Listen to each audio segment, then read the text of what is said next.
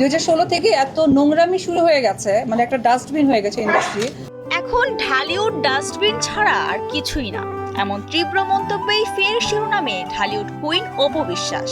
সম্প্রতি একটি পোশাকের দোকানের উদ্বোধনে এসে খোলামেলা কথা বলেন এই চিত্রনায়িকা।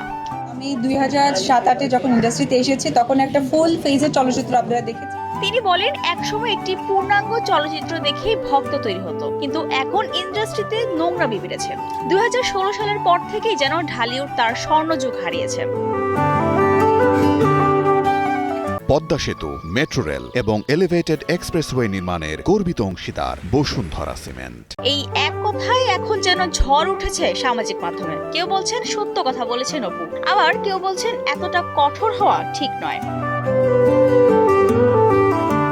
এদিন অনুষ্ঠানে হালকা গোলাপি লেহেঙ্গা হাজির হয়ে নজর কাড়েন অপু বিশ্বাস। তবে শেষ পর্যন্ত আলোচনার কেন্দ্রবিন্দু ঢালিউড নিয়ে অপুর সেই তীব্র মন্তব্য, যা আবারও নাড়িয়ে দিয়েছে পুরো চলচ্চিত্র অঙ্গনকে। Desk report, Kaler Kantho.